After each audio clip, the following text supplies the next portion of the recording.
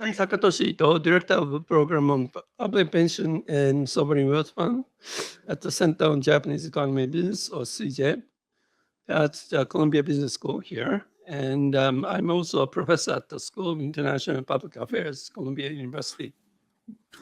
And we are very fortunate to have this author and event on the Resurrecting the Entrepreneurship to Revive Japan. It's a very timely topic, and we'll have the answer to all the questions that we might have. And but before turning to the speaker, I'd like to introduce the center briefly.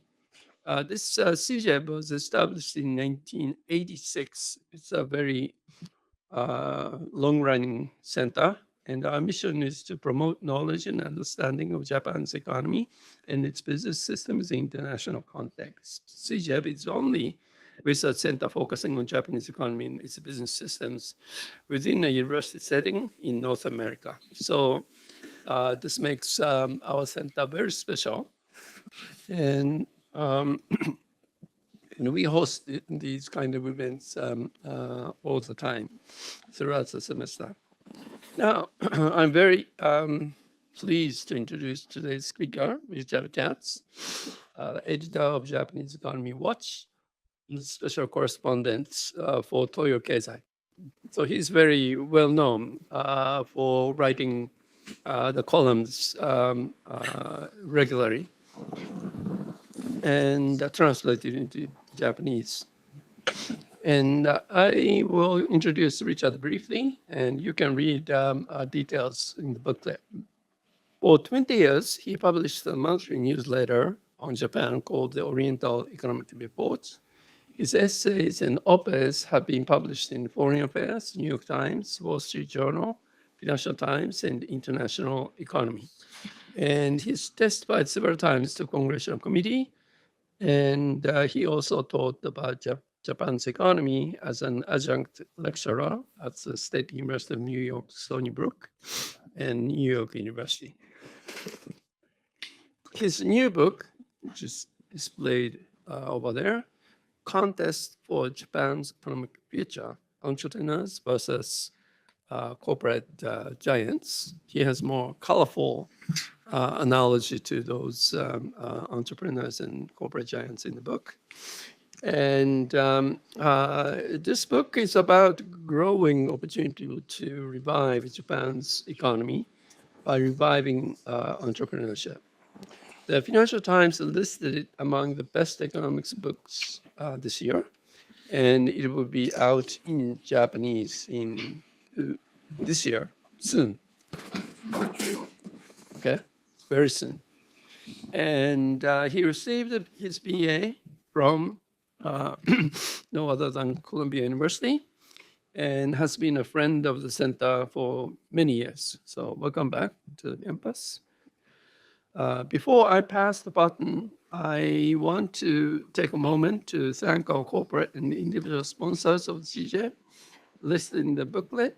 And we receive generous donations, and that makes us possible to run these wonderful programs. And after the Richard presentation, we'll have time for Q&A, so be prepared to ask questions. And so that's my introduction, and floor is yours.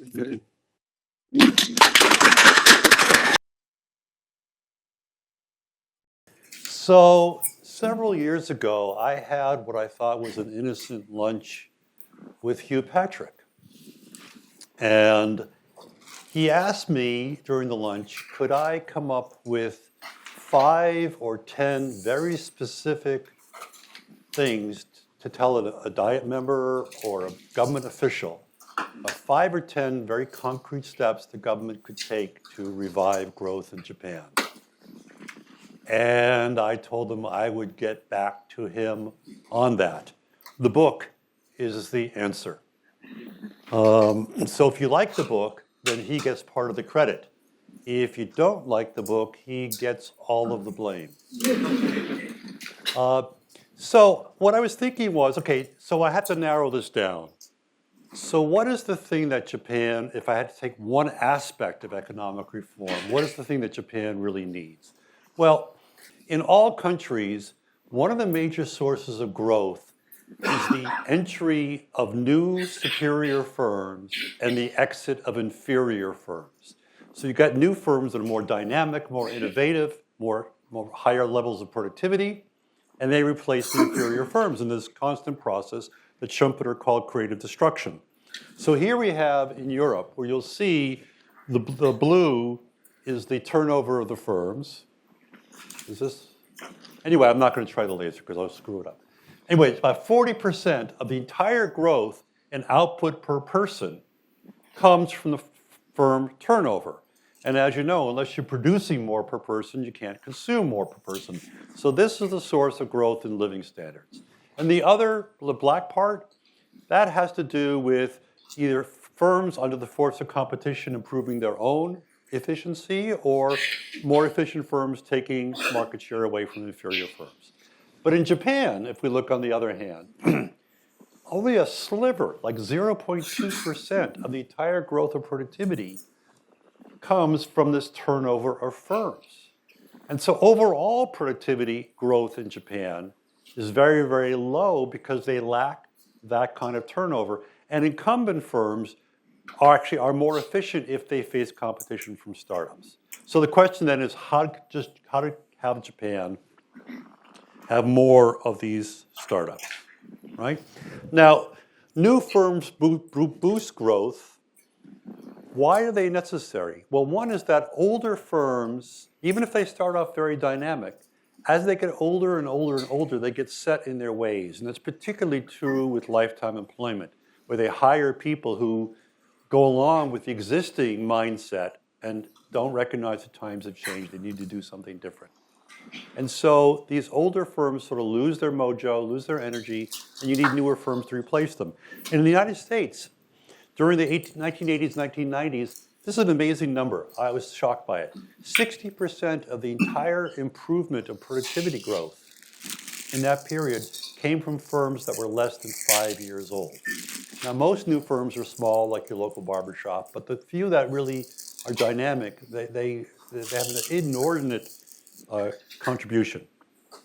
Japan's problem is it lacks this kind of entrepreneurship. So it has the lowest share. I took men only because the gender bias in Japan is so bad that if I take everybody, it would really skew the numbers. But among men who are working age, the percentage who start their own companies with non-family employees is the lowest in the OECD. It's less than half of the median number in the OECD. So they have a low share of entrepreneurs. And it has the oldest small and medium enterprises in the entire OECD. So you're talking about a country dominated by old firms without that kind of innovative thinking. Moreover, it's very hard for small and medium enterprises to grow in Japan. They can start easily, but they don't grow for reasons I'm going to discuss later. So here you start off where when they begin, they're more or less the same size as it is in other countries. Japan's the black number, right? But if you look what happens after 10 years, the United States is like way off the charts. So you look at the United States is on the left, it's off the charts. Japan is off the charts at the other end. So it's really a problem for Japan. It really is an outlier among rich countries. It doesn't have not only is it hard to start a business, it's hard for it to grow. Now, let me be clear what I mean by startups. We're not talking about either your ordinary local pharmacy or barbershop, nor are we talking about the kind of Silicon Valley firms that are funded by venture capital and get on the stock market. There's about 2,000 of these kinds of high-tech firms in Silicon Valley. But there are 50,000 in the United States, 50,000 of what the OECD calls gazelles. They didn't make up the term. Gazelle is this very rapid African antelope. They were nicknamed that. But these are high-growth small to medium enterprises. that they contribute most of the job growth and the dynamism and the productivity growth. 50,000 in the United States. In Italy, Korea, UK, right, it's 10 to 20,000. We don't know what it is in Japan because Japan does not measure it.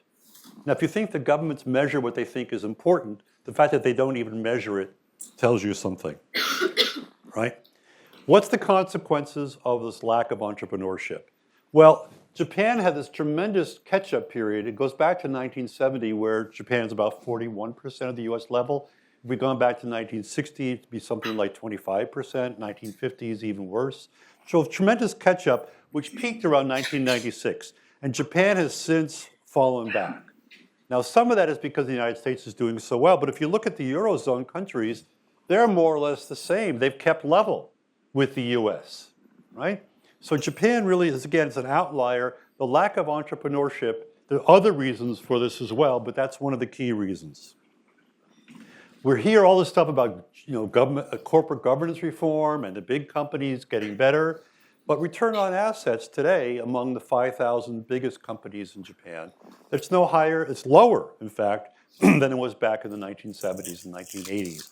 And it's really not improved over the last couple of decades. So the notion that there's a spurt of resurgence because big companies are reforming is not the case. Now, and that brings in part of the additional reason why Japan needs the entrepreneurship. Japanese company, when you have a technological revolution, you often need a change in business institutions. Japanese companies got on top of the world in the analog era, where the key to competitive edge and innovation was huge, very cash-rich companies with thousands of employees or even tens of thousands of employees. They did everything internally, totally vertically and horizontally integrated. They were like hermetically sealed. They did not collaborate with other firms except in their own group, right? Well, we're now in the digital era, in which the whole institutions have changed in ways I'm going to discuss before. But digital technology permeates every industry, and yet Japan does terribly in that. So out of 64 countries, they measured what they call digital agility, which is for every dollar that you invest in digital, either hardware or software, how much improvement do you get in sales, in profits, in productivity, efficiency? Out of 64, Japan came in 64th, right? If you look at Japan's electronics companies, the hardware companies, which were superstars, they were on top of the world from 2008 to 2018, at a time when global demand for electronics goods was exploding. Every single one of the top 10 Japanese companies lost sales, all right? So we've had firms that really remake themselves like Hitachi, like Fujifilm, but those are the exception. That's very, very hard to do. They're more likely to do it if they face competition from startups. Right. Now, why is this the case? Well, there are a lot of people who say, well, it's Japanese culture. Japanese are inherently risk averse and conformist, and they want to work for big companies, blah, blah, blah, blah, blah. And it just ain't so. It ain't so. It's propaganda, really. If that were true, you could not explain the explosion, the effervescence of entrepreneurship that made the Meiji era such a spectacular rise. It was the first non-Western country to really become industrialized and did so very, very rapidly. In the post-war high-growth era, again, another effervescence of entrepreneurship. In 1989, just before the bubble popped, half of the companies on the stock market were either born after World War II or had been small and medium enterprises until much, much later. And you're talking about stars like Sony and Sharp and Honda and all kinds of firms.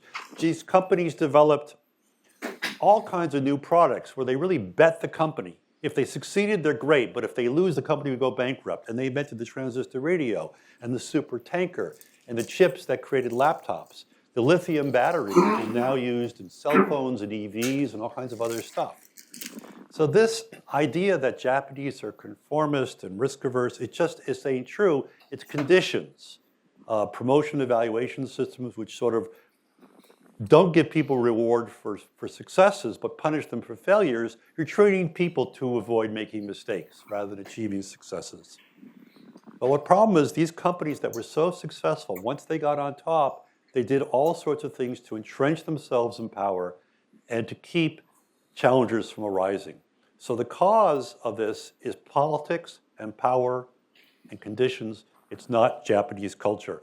Now, one of the most exciting things for me in working on this book, because we're now going to get to the point of the solutions and the possibility of this recovery, is most of my career, I really spent my time meeting the elites in Japan, in academia, in business, in politics, in the bureaucracy.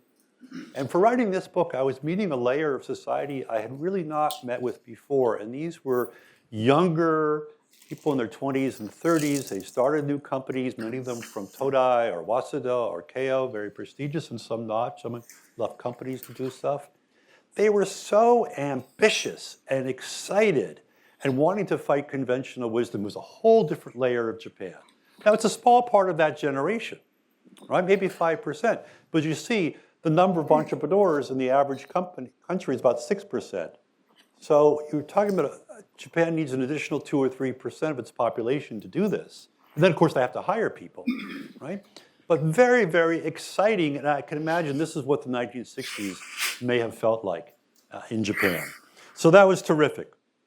So we have these forces that are moving towards what I think is Japan's greatest opportunity for recovery in a generation, which is generational change, technological change, globalization. There are other factors, but these are the ones we're going to talk about today. And on the negative side is finance and politics, right? So there's always positive trends, but unless they are amplified by government policy, they're not going to reach critical mass. Will they or won't they? That's the contest. And even if you get to the last page of the book, you still won't know the answer. But you know about the possibility, and that's what's important here, the opportunity.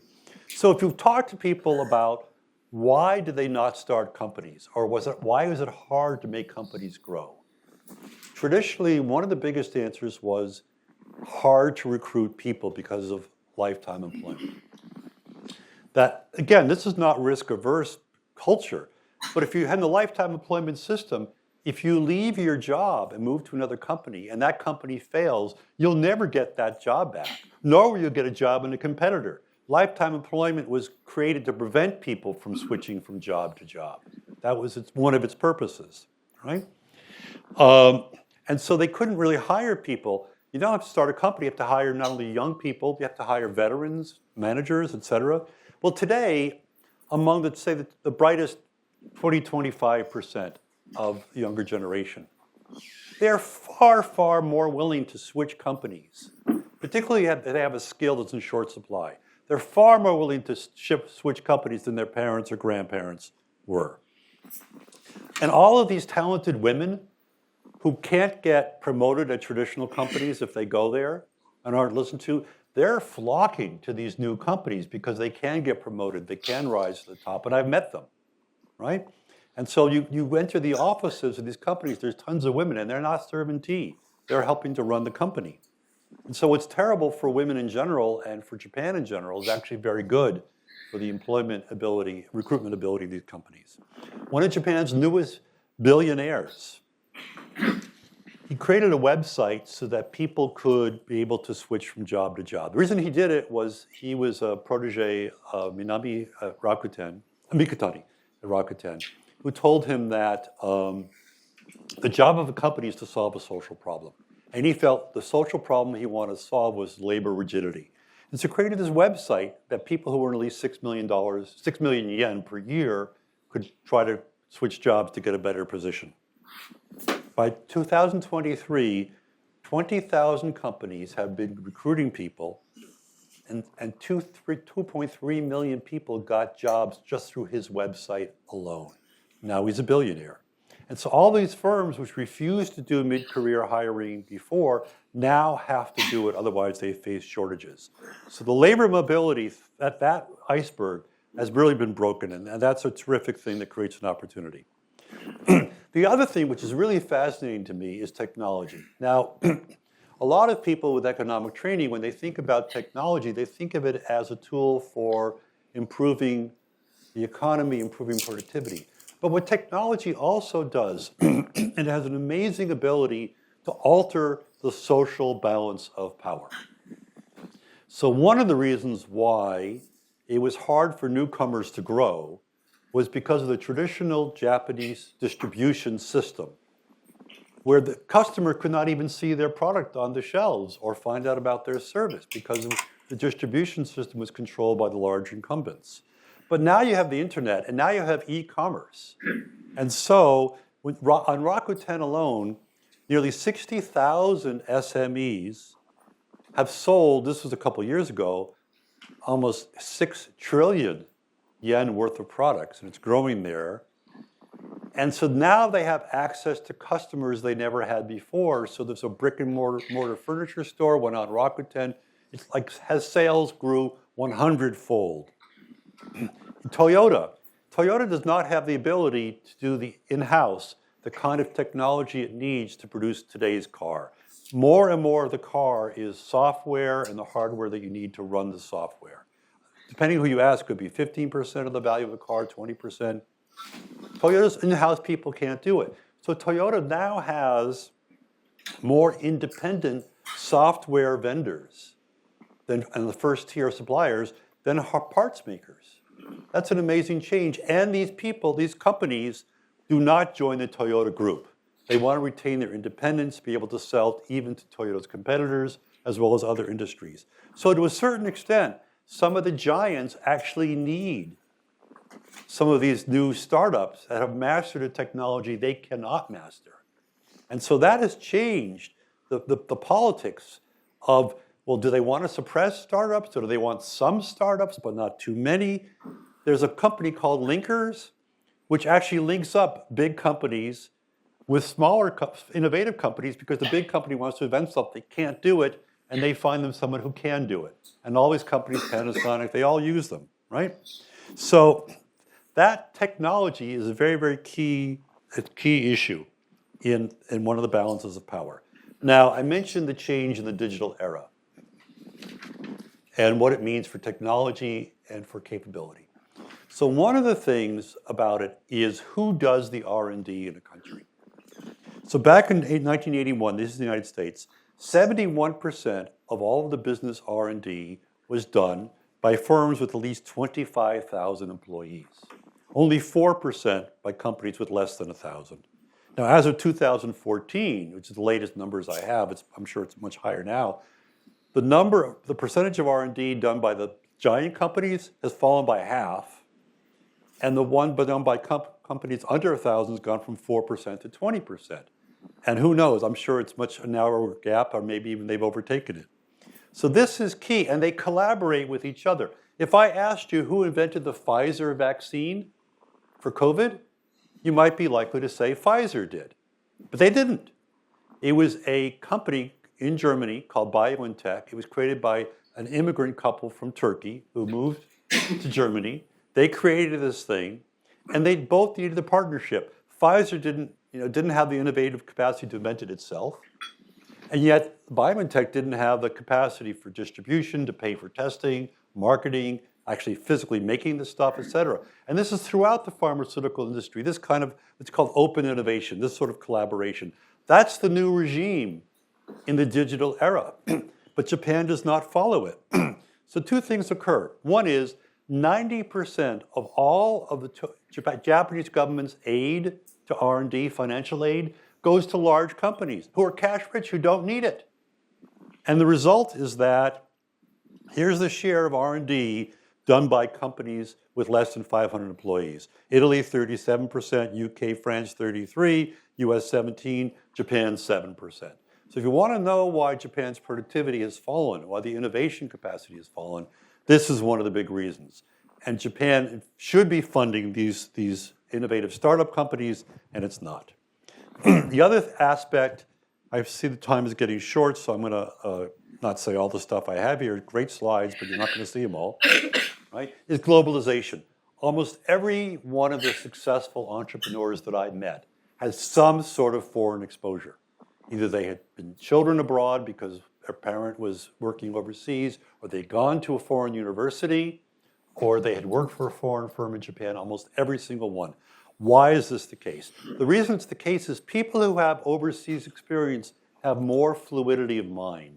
They realize there's more than one way to do something. Same thing is true in big corporations. The managers who spend time overseas, they think more fluidly, realize more ways to think about a problem than those who've only been domestic. What's the biggest block? The biggest roadblock is finance. That companies, if they don't start off big enough, they're never going to get big, and they're going to grow fast enough, and they're more likely to die. Japan, it's very, very hard for startups to get funding. It ranks 36th in the world for financing for startups. Banks won't lend not only to younger firms and not to women, but if they do lend, they charge a much higher interest rate. They want them to have a personal guarantee, et cetera. I mean, that is the single biggest obstacle. If you can't get external finance, then who gets to be an entrepreneur? It's people with both brains and money. What about the people with brains and ambition but no money? They don't get to be entrepreneurs, and that's why it's only 2%, right? You're locking them out. The other thing is Japanese government gets a huge amount of money. 20% of GDP is credit guarantees to moribund zombie and mom and pop shops, or either credit guarantees or outright government loans. So they're keeping these zombie firms or these mediocre firms in business. So if you don't let the old firms die, the new firms have no room to grow. And that is another reason why the turnover rate in Japan is so low. So let me give you an example of what they should do, because I got 5 minutes left by my watch, okay? So what could be done, and what's the likelihood of it being done? Well, let me give you a couple examples. I mentioned the R&D, financing small companies. The government spends on its goods and services it buys about 20% of GDP. Now, it has a set aside for small and medium enterprises. But what it really needs is a set aside for new companies under 10 years old that are producing something innovative.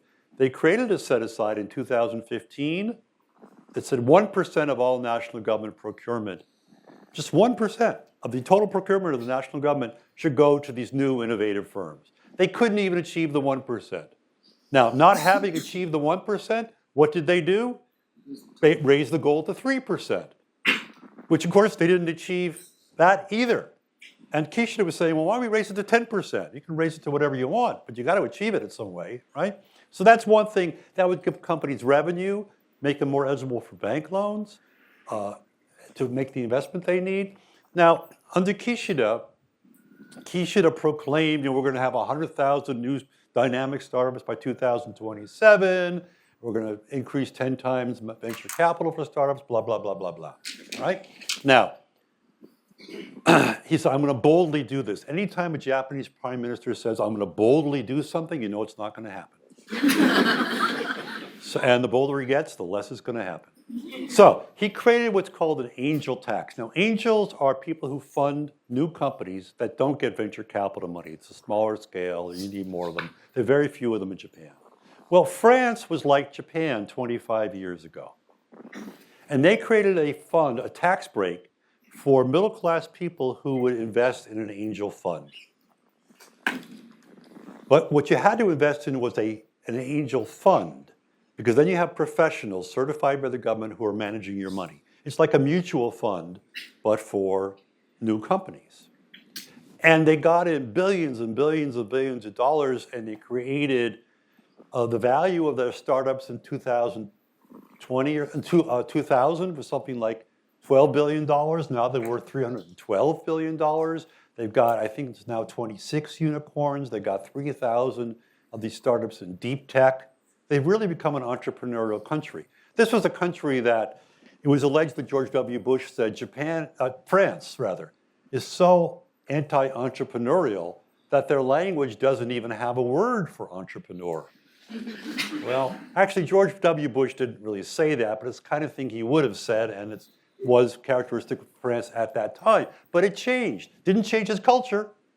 The waiters will still treat you badly in Paris, So they're still France, but they're now regarded as a really entrepreneurial country. Japan could do the same. But what did Kishida do? He created this tax, but instead of investing your money in a fund, you have to invest it in an individual firm. Well, that's crazy, because the vast majority of the startups fail. It's like in baseball, you're a star if you get out two times out of three. So most firms fail. If the professionals get it wrong, how's an amateur supposed to know what company to invest in? But the ones that do succeed so well that you can get 4, 5, 6 times your initial investment back in, say, within a decade. That's fantastic. So why didn't they do it that way? I actually wrote an article on this, and a friend of mine who's a lawyer sent it to Miyazawa, who's head of the tax commission, who ignored it. They could have done it. Why didn't they do it? Well, I'm not a big fan of conspiracy theories, but if I were, I'd wonder if someone didn't want it to work. I don't know. I'm not saying that's the case. I'm saying I don't know. But the point is, people make a lot of stuff and things that look good on paper, and then when you dig into the details, they're not. So there's all kinds of stuff. So now why should things change? Well, in this book that came out in December, I said the reason it could change is because the floating voters who stay home. The reason the LDP is in power is not because people like the LDP, but because the ones who don't like it stay home. So in 2012, the LDP in Abe's triumph got fewer votes in 2012 when it won triumphantly than it got in 2009 when it lost disastrously. And turnout keeps falling. The LDP has got to fear that someday if it keeps malperforming and non-performing, and if the opposition could get its act together, it's a big if, then these non-voters would come out again like they did in 2009. Well, I wrote that then, and I said, a lot of Japan's reforms have occurred at times when the LDP feared losing power. Well, there you go. They lost their lower house majority. So if only Japan had an opposition party that was worth anything, then we could have a real opportunity here. But I do see over time, there's a real political possibility, because at the end of the day, eventually, citizens do want their government to perform. And Japan cannot recover without entrepreneurship being part of the recipe. So I do feel this is Japan's greatest opportunity to generation. Japan has had a habit of never missing an opportunity to miss an opportunity.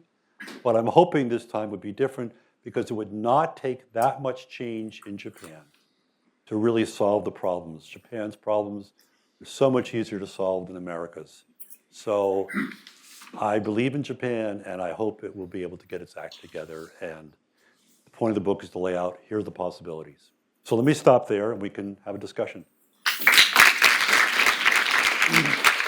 A fantastic presentation. Thank you. And I will abuse my position as a moderator to ask the first 2 or 3 questions. And so going back to your basic premise that only small firm startups make a creative disruption. And you have some description, creative accumulation, which is more of the within the big companies that disruption could happen.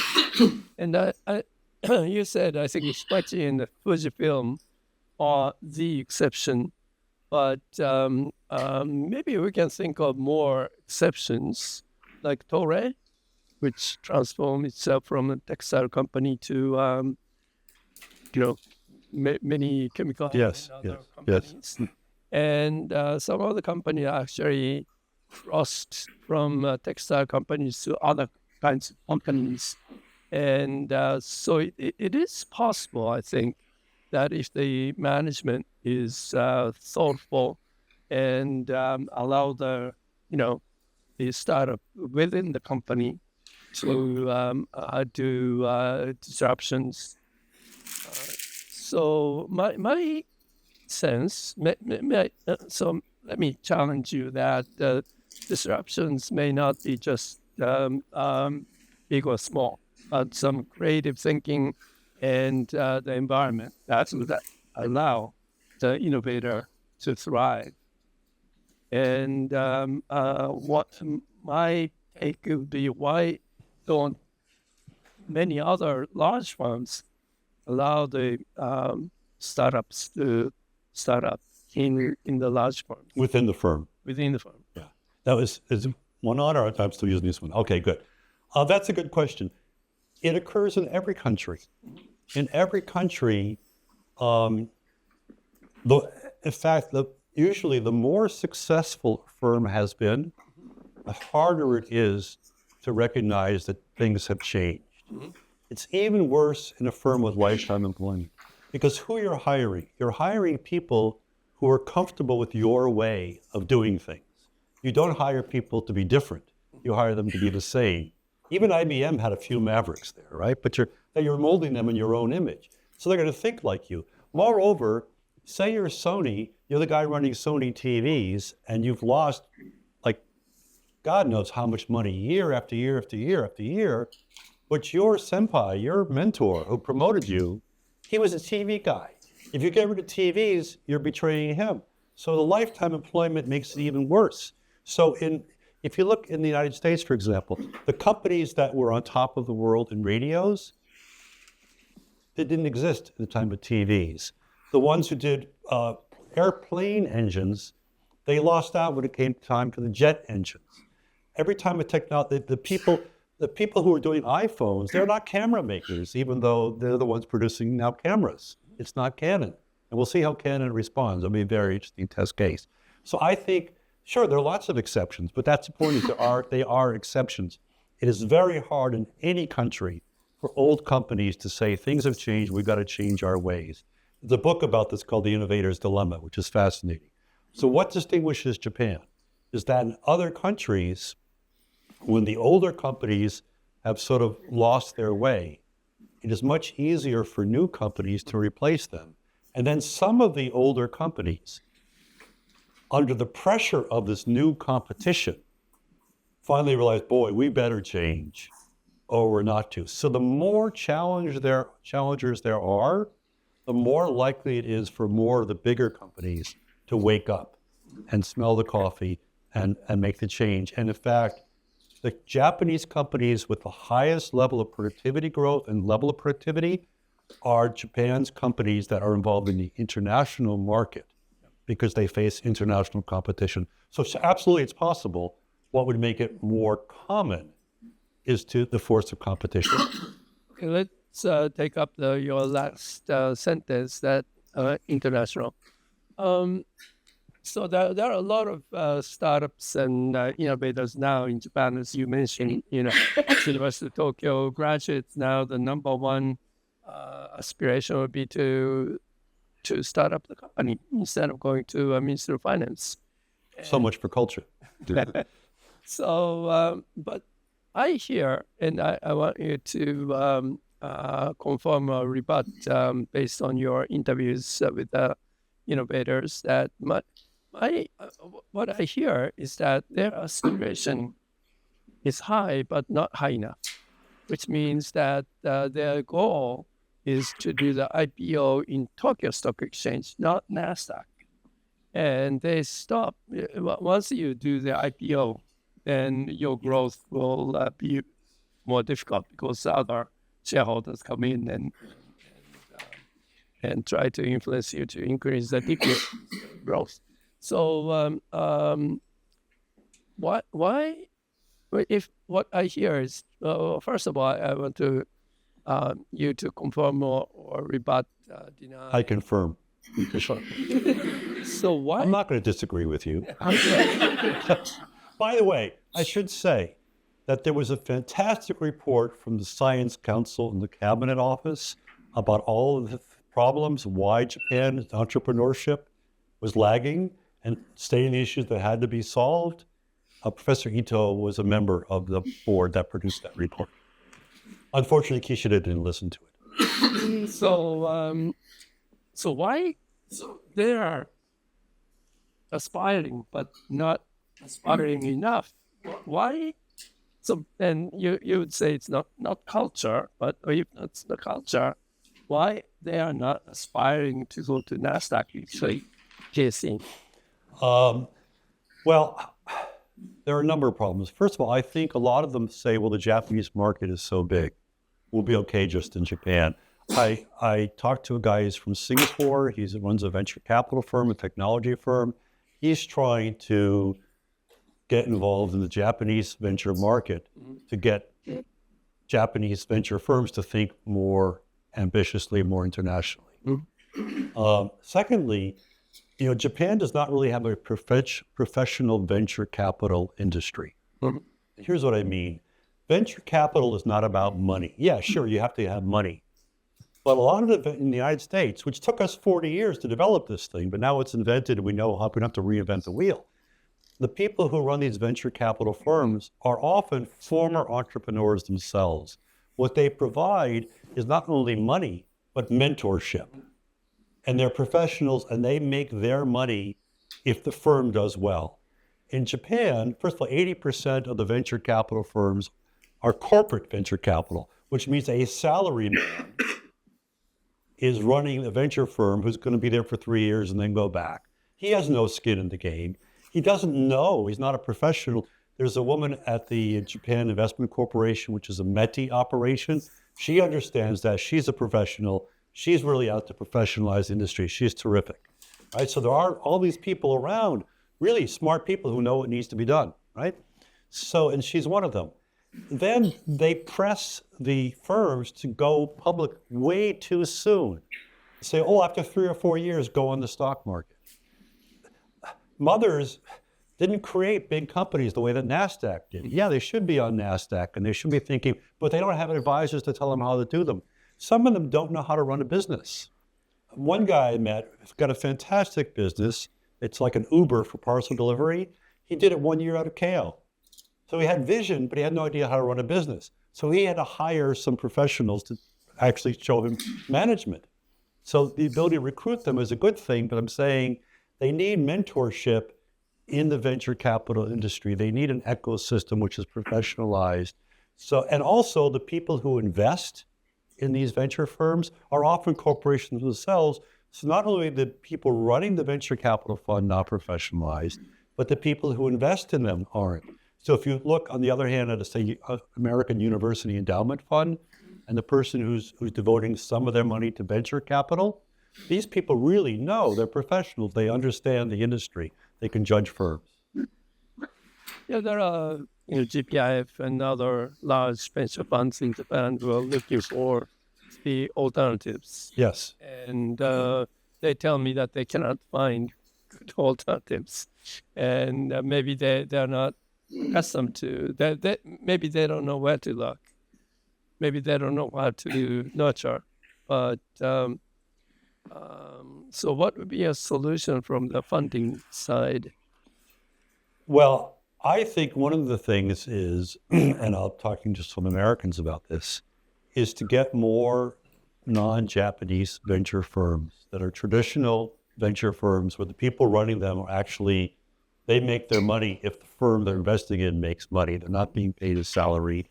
And they hire Japanese people to work there and create a whole cadre of Japanese professionals in the venture industry. And also to provide the funding. Now we have a chicken and egg problem here, which is that I think the Japanese venture firms would earn a lot more money. Now we're talking about a small sliver of the startups, just the venture side. As I said, it's a small sliver. Okay, so the problem is, unless foreigners get in there and teach them to operate differently from these corporate VCs who are out to benefit their parent, not the firm, they're never going to make big returns. They're not going to grow. But if they're not making big returns or growing, then the foreigners don't want to invest in them. So somehow you got to break the knot here. I'm going out to San Francisco to give a talk, and I'll be meeting with some of the people in Palo Alto who are working with Japanese venture firms.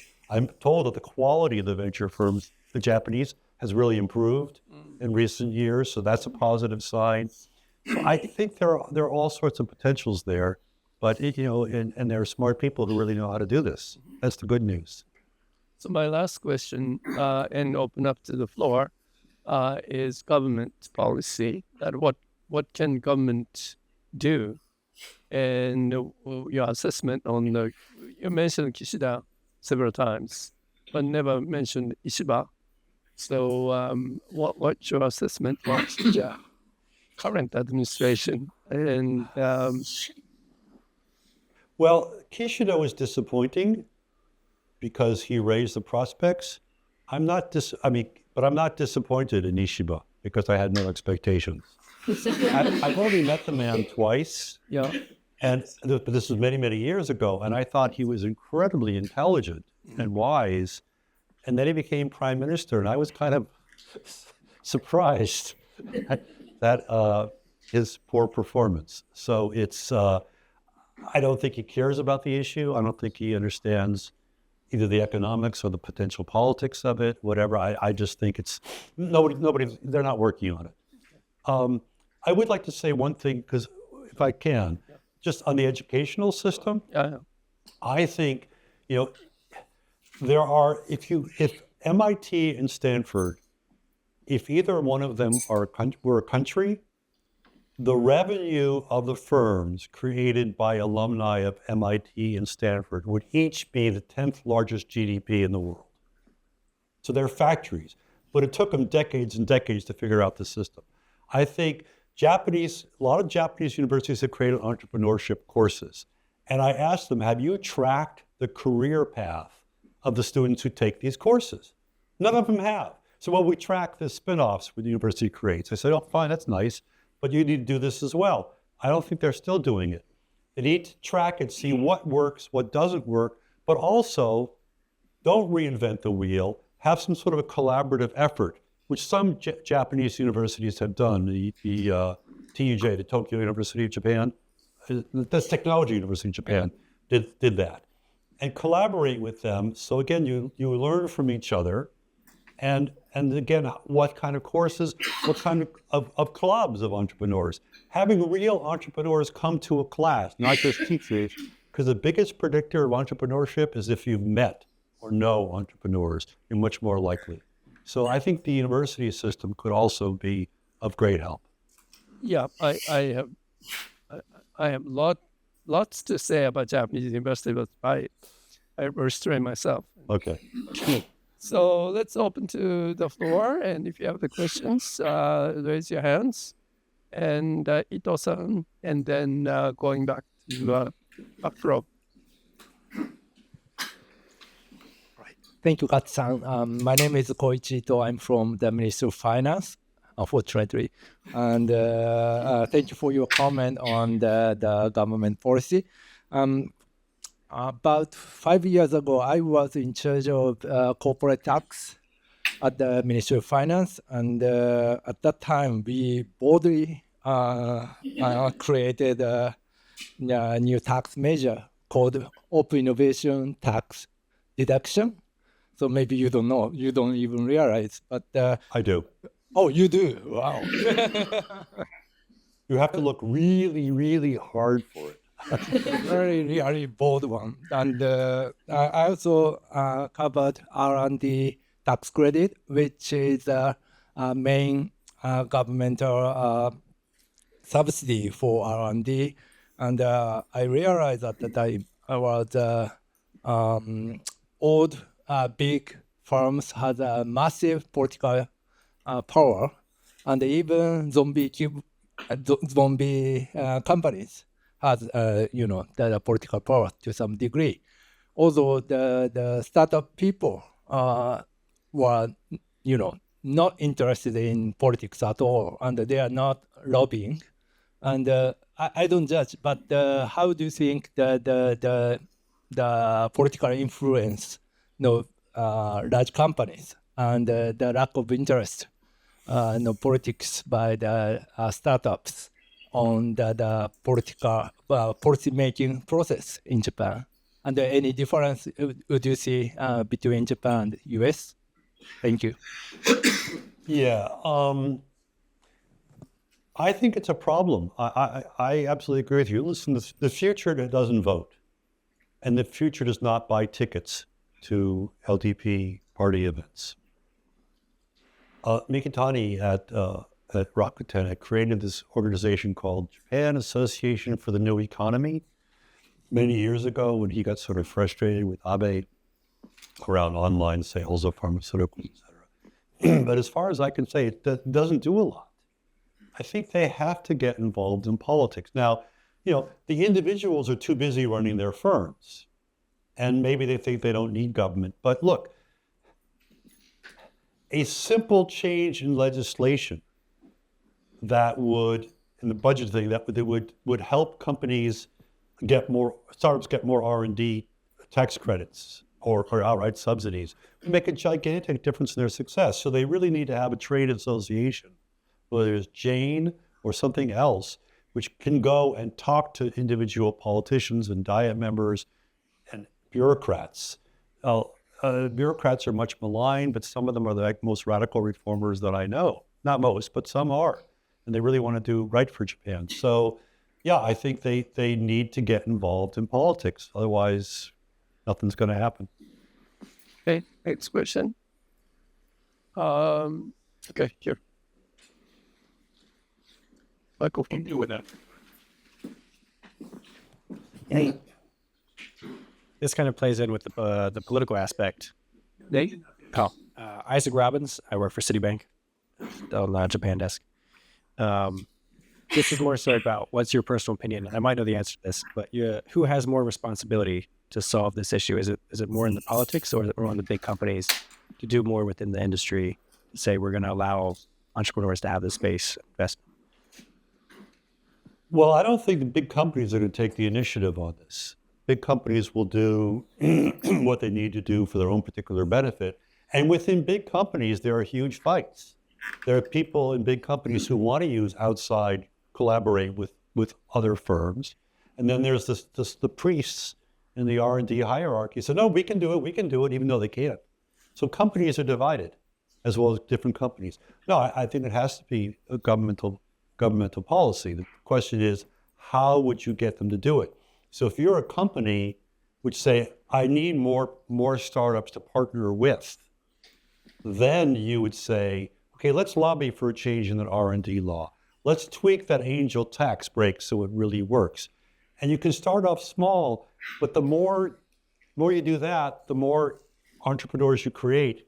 The more entrepreneurs you create, the more they become a constituency, which can then go to members of the Diet or go to the bureaucracy that have to be listened to. And so you have the snowball effect.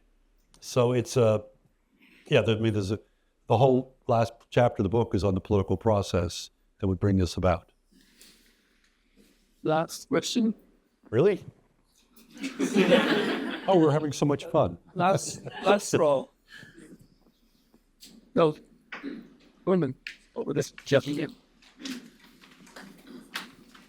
This is Cindy Yanhua Liu. I'm a Columbia alumni. I used to visit Japan 4 times when I work at Citigroup. So my question is for you is for the last sentence you made. You're saying aside from the challenges in Japan, including the direct financing from the bank instead of stock market, and you're saying you think the Japan's problem is more easier to fix than the U.S. So why do you think that? Because in the U.S. we have vibrant stock market, we have a very good entrepreneurship, and also the VCs. So why you have this kind of conclusion? I'm very curious. Thank you. Oh, well, I didn't mean the U.S. problem with venture capital or entrepreneurship. We do a fantastic job.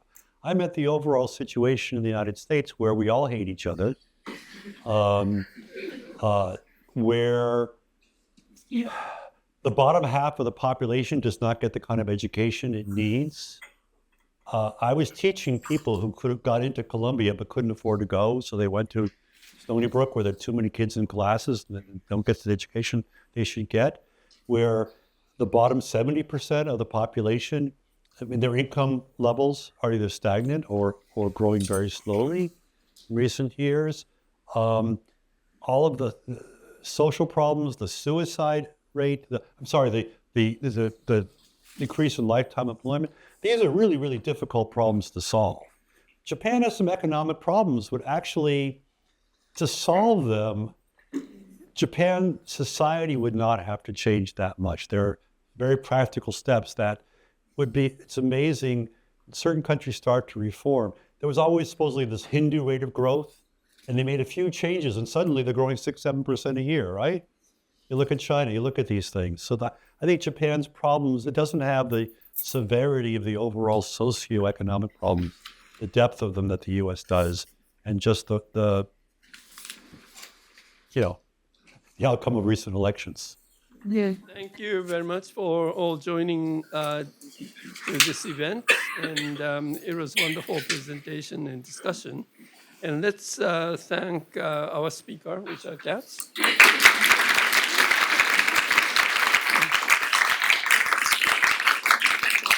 And I invite you to check our website to learn more about our upcoming events and various activities. And you can also follow us on X and LinkedIn. And thank you again for cooperating individual sponsors. Okay. Thank you.